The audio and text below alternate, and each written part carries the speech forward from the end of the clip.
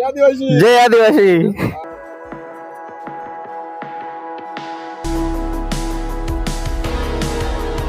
कारण की गरिबी लय वाईट.